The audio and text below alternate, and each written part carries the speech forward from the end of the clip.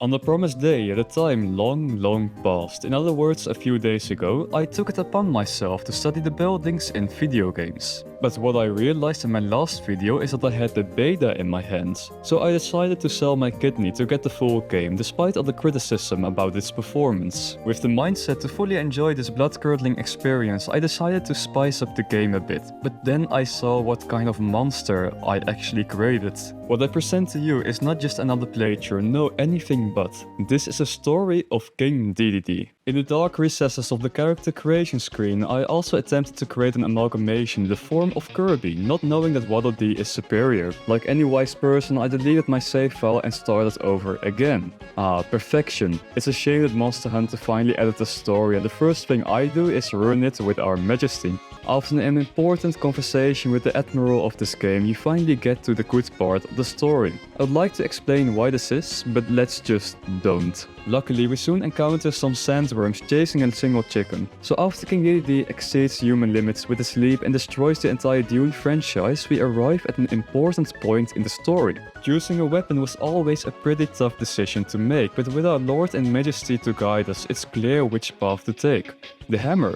One problem. I have no idea how to use it, but I don't think there's much thought behind it. After witnessing someone being attacked by your average Australian creature, King Dedede decides there's only one way to respond, with violence. And when violence doesn't work, you just use more violence. An interesting mechanic they've introduced in this game is wounds, and how you can focus on these wounds to let them break. The cool thing about this is that with the hammer they break instantly. This capybara, or whatever this thing is called, doesn't stand a chance against the oh so mighty King Dedede. The fight also feels quite easy, but that's nothing more than understandable. With a few years of experience in the world under my belt, and the fact that it's still low rank says enough about the difficulty level that's now used in this game. After having hit this innocent frog with dozens of kilos of metal, it seems that our dear penguin has freed the eternal soul from the mortal body. How grateful we can be for a generous person like him. Oh my god, I already know that every emotional moment is going to be ruined by my character. After experiencing peak gameplay, it's time to play the other part of the game. So after some meaningless missions and telling messages, we arrive at the second monster that's going to be denied the right to live. This is Quagmire Mattress. Due to his diet consisting entirely of Taco Bell, he has the gift of letting out fiery winds. This striking chicken is an excellent role-playing character, and his giving role is the victim of King Dedede. It's not uncommon to come through this fight completely unscathed, especially if you're good at the game. Unfortunately, I am not.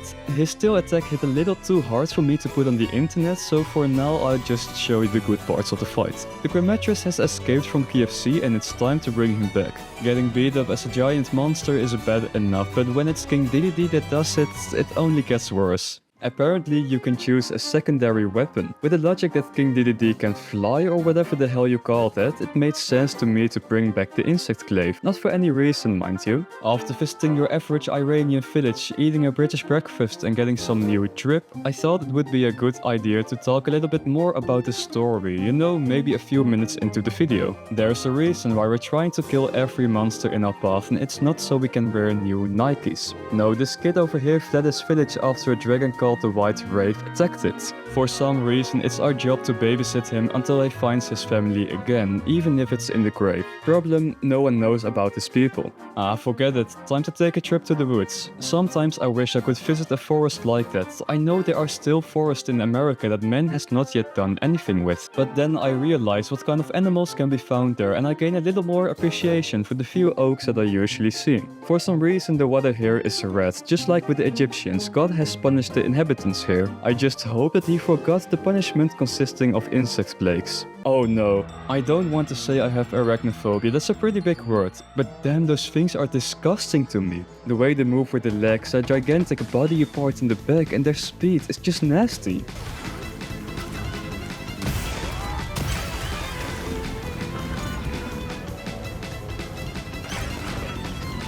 I really hope this is the last time I have to fight this.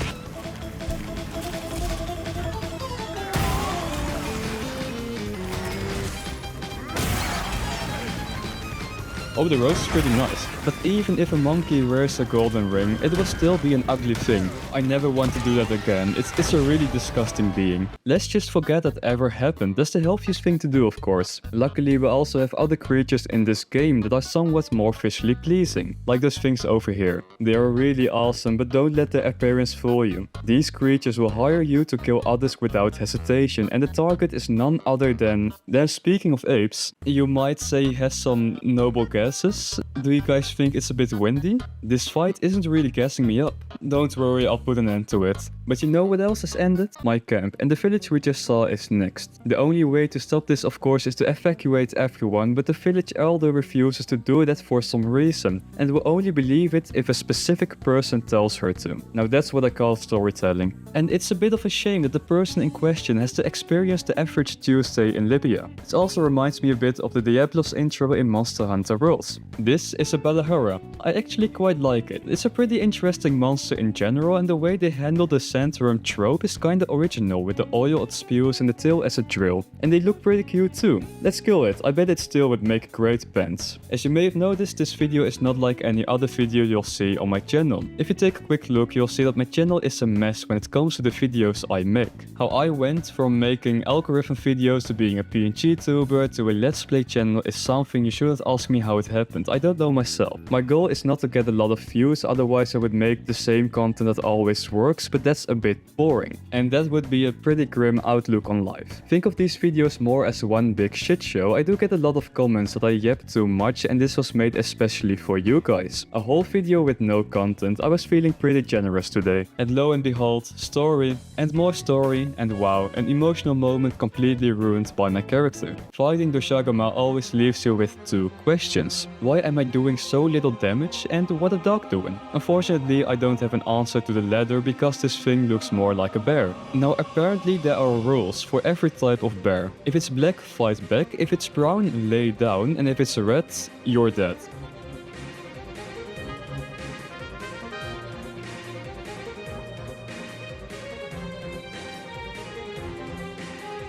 And the fight was challenging, fun even. HP was low, healing was completely gone, and in the background I saw a strange creature flying around. No idea what that was. All I could do was hope for King Dedede and his hammer. A bear may be big and strong, but pounds of metal on your prefrontal cortex is sometimes stronger. And so King Dedede has once again saved humanity from danger with armor and weapons that are well underleveled. I think it's time to start grinding this game a bit more. Oh no, that's two of those. I'm not going to do that. Play Persona 5's Random Unbound. This is the end later.